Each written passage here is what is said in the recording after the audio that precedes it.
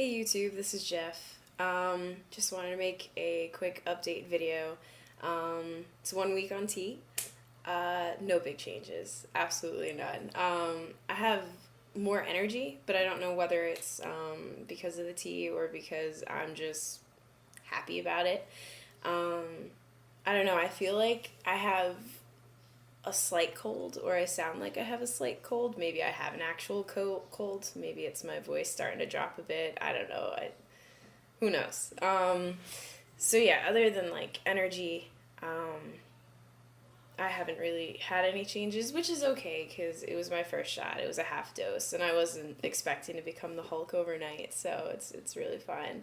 Um, but the real reason why I want to make this video is I had this really interesting thought the other day where I figured it might be cool to talk about privilege. I've seen a lot of videos on YouTube of trans guys and girls discussing their favorite gendered privileges, so I thought that maybe I should make my own. Talk about it now. It might be really interesting in like 6 months when I start, hopefully, passing all the time, reevaluate where I stand on female and male privilege. So the way I started thinking about it was I looked up two lists online. I'm going to put the links in the description. One on male privilege and one on female privilege. And I was just sort of reading through it and trying to think of what three stuck out to me the most. For the female, for the female privileges, what would I miss most as I transition? What did I find enjoyable about spending 21-ish years where the whole world saw me as a girl? And then, same thing, I was going to look at the male list and come up with three things that I look forward to having, in sort of inheriting, I guess, if you will, as I transition. So let's get right to it. So if you follow along on the list, the first one that stuck out to me was number 16. It says, I am generally not compelled by the rules of my sex to wear emotional armor in interactions with most people. I'm a very easily excitable person,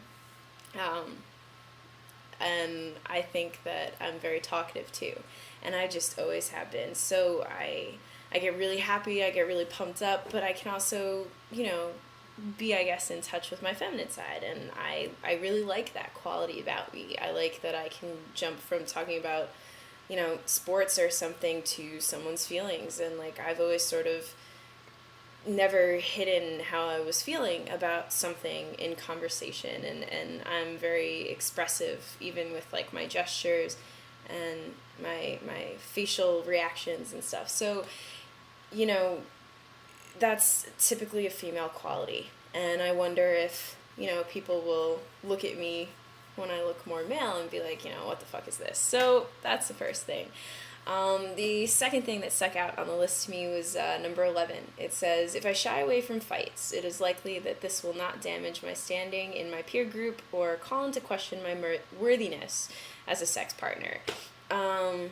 I'm actually a black belt in Taekwondo karate. I did it when I was younger. I really enjoyed it.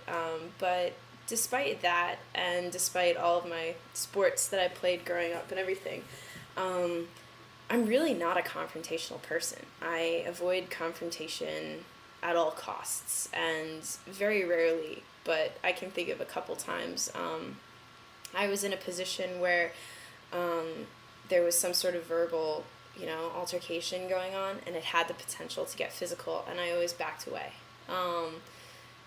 Like I said, it happened rarely, but it still happened, and, none of my friends looked at me in any way like, oh, well, you should have really done that, whereas if I was born male, I would have gotten a totally different reaction from my friends.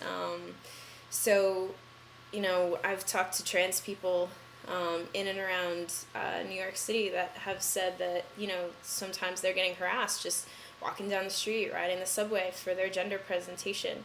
And they've gotten into fights and stuff. And I don't know, like, that's just not me. So, I don't know. That's something I don't want to give up with female privilege. Like, if I choose to not fight, I don't want that to reflect badly on my gender, and the societal implications that brings. So, and the last one is number 17. I am frequently the emotional center of my family. At the risk of sounding really pretentious, I feel like I'm the center of my family in a lot of things. Not only like comic relief, but also just sort of keeping everyone rational and sane, because we're just this really crazy Italian family. And I really feel like I sort of end up helping everyone with their different problems, and sort of listening, and sort of just being that emotional shoulder to everyone, in addition to being like well, let's figure this out, let's work together, let's, so I'm like the rational, emotional bolt that holds this whole operation together. And I don't think that that's necessarily a feminine characteristic, but it was in the list for female privilege. I mean, I see no reason why a guy can't be the emotional center of a family. But I understand why society would see that. It definitely, when anything emotion related, is always attributed to women. And I'm definitely an emotional guy, so I don't know. It'll be interesting to see how I feel about those privileges. All right, so going over to the male privileges. The first one I'm really excited about is really stupid when you think about it. On this whole list of all the different things that I could be excited about, the first one that jumped out to me is number 27. My grooming regimen, expected of me, is relatively cheap and consumes little time. I was never like overly feminine. I never wore makeup. Maybe I would like do something with my hair, but like I never did any of that stuff. And I was always sort of picked on by either my circle of friends or my mom, or whoever I would come across in my daily life would sort of be like, why aren't you wearing makeup? Like, you're such a pretty girl. Like, why don't you do something more with that? And I never wanted to. I never wanted to dress up. I hated dresses. I rejected pretty much anything feminine from a young age. So it was always really annoying to me that society was pushing me to do these things. It was expected of me, and I hated it. So I'm very excited that now I could just pop on a t-shirt and not comb my mohawk and roll with it and be happy. So the second one is number 33, and it says, my ability to make important decisions and my capability in general will never be questioned depending on what time of the month it is. I definitely, it always irked me as a trans guy whenever anyone would make some sort of joke, even though it's not funny, like that I had my period or something. I think it's disgusting when any guy says that to any woman. And obviously it was a lot weirder for me to hear too, because that was something that I absolutely hated about, being in this body and situation.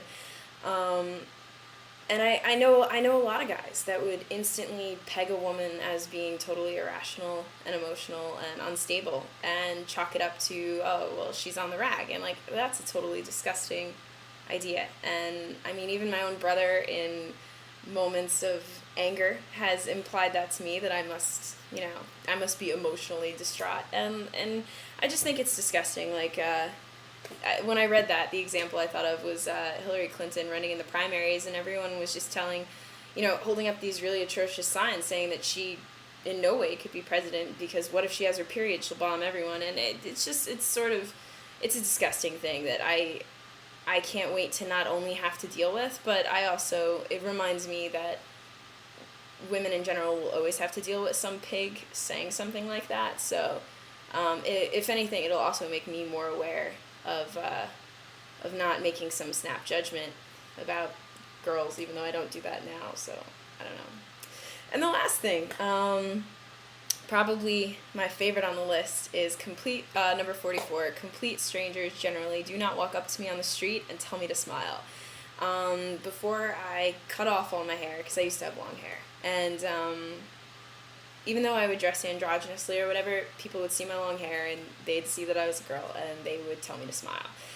My girlfriend still gets that all the time. I don't know what the fuck that is with complete strangers thinking that they have the authority to tell you to look happy. But even my own mom would do that to me and just tell me to smile. And I I just found that really condescending and rude, and it's so strange to me. Like, I don't get why people do that. I would never go up to anyone and tell them to smile because I don't know them from any, like, it just makes no sense. But as someone that got that all the time and is no longer getting that, because of how I look, it's probably one of the, like, perks that I enjoy very much that I didn't realize I enjoyed until I saw it on this list. I just sort of forgot about it. And after seeing it there, I was like, oh my god, yeah, people used to tell me to smile like 3-4 times a day. That sucked. So that was cool. But for any trans guys that do check out those lists, I will say that with the male one, I struggled a little bit, even like coming up with things, because, you know, when you're of trans experience, like, I don't know, like, there were things about having kids and there were things about one's own childhood. Like, as much as I would have loved to have a male childhood, I didn't have one, so I can't really understand those privileges. And, like, the very last thing on the list, for the male privilege is, like, I have the privilege of being unaware of my privilege. Well, obviously, as someone that's transitioning, I'm going to be acutely aware of it, probably more so than I would like, as expectations of me change with complete strangers.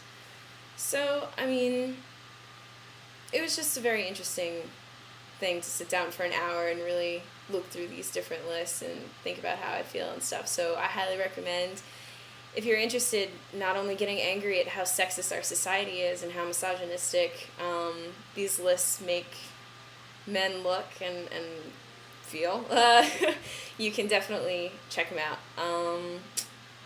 That's about it. I will update you when I get my next shot next week.